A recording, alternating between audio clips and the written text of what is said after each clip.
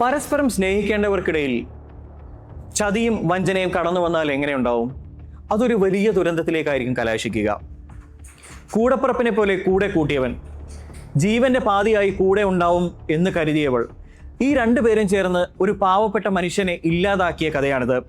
1999 കേരളത്തിൽ തുടങ്ങി പിന്നീട് ഊട്ടിയിലെ തണുപ്പിൽ അവസാനിച്ച ക്രൂര കൊലപാതകത്തിന്റെ ഞെട്ടിക്കുന്ന ഇരുളറകളിലേക്ക് നമുക്കൊരു യാത്ര ചെയ്യാം.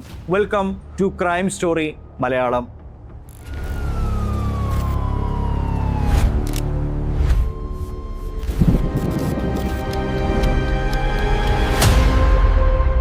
തിരുവനന്തപുരത്തെ പാലങ്ങോട്ട് മിലിറ്ററി ക്യാമ്പിന് സമീപം ലക്ഷ്മി സ്റ്റോഴ്സ് എന്ന പേരിൽ ഒരു പലചരക്ക് കടയുണ്ടായിരുന്നു.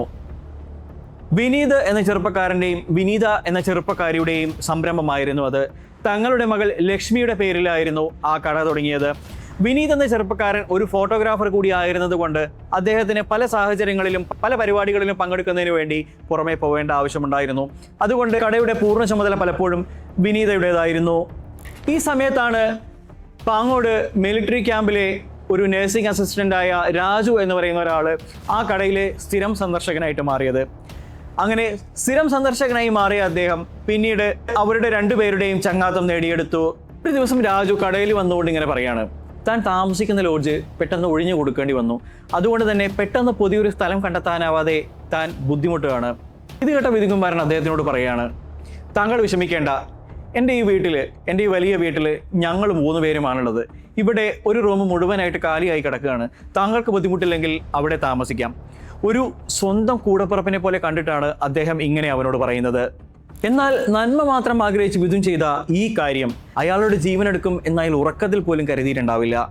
ഇങ്ങനെ വീട്ടിലേക്ക് താമസം മാറിയ രാജുവും അദ്ദേഹത്തിൻ്റെ ഭാര്യ വിനീതയും തമ്മിൽ പരസ്പരം മെല്ലെ മെല്ലെ ഇയാൾ അറിയാതെ അടുക്കാൻ തുടങ്ങുകയാണ്. ഇദ്ദേഹം ഫോട്ടോഗ്രാഫി ആവശ്യങ്ങൾക്കും അതുപോലെ മറ്റുള്ള ആവശ്യങ്ങൾക്കും പുറത്തു പോകുന്ന സമയത്ത് ഇവർ പരസ്പരം ഒരുപാട് അടുത്തു. ആ സാഹചര്യത്തിൽ അവർ തിരിച്ചറിയാണ്, ഇയാൾ ജീവനോടെ ഉണ്ടെങ്കിൽ ഇവർക്ക് പരസ്പരം ജീവിക്കാൻ കഴിയില്ല. അതുകൊണ്ട് തന്നെ ഇയാളെ എങ്ങനെയെങ്കിലും ഇല്ലായ്മ ചെയ്യണം എന്നുള്ള രീതിയിലേക്ക് ഇവരുടെ ചിന്ത മോശമായ രീതിയിൽ മാറുകയാണ്. അങ്ങനെ ഇയാളെ ഇല്ലായ്മ ചെയ്യാൻ വേണ്ടി അവരൊരു മാസ്റ്റർ പ്ലാൻ തയ്യാറാക്കുന്നു. ഒരു ദിവസം അർദ്ധരാത്രി വിധുൻ നല്ല രീതിയിലുള്ള ഉറക്കം പ്രാപിച്ചു കഴിഞ്ഞിരുന്നു. ആ സമയത്ത് രാജുവും അതേപോലെ വിനീതയും ചേർന്നുകൊണ്ട് അദ്ദേഹത്തെ ക്രൂരമായി കൊലപ്പെടുത്തി. എന്നിട്ട് ആരും കാണാതിരിക്കാൻ വേണ്ടി ആ മൃതദേഹം ഒരു പെട്ടിയിലാക്കി. പിന്നീട് അവര് അതിനെ വഹിച്ചുകൊണ്ട് ഒരു ട്രെയിനിൽ കയറ്റിയ മൃതദേഹം അവർ നേരെ കൊണ്ടുപോയത് ഊട്ടിയിലേക്കാണ്. അങ്ങനെ ഊട്ടിയിലെ മലഞ്ചെരുവിൽ ആരും കാണാത്ത ഭാഗത്ത് ആ മൃതദേഹം അവർ ഉപേക്ഷിച്ചു.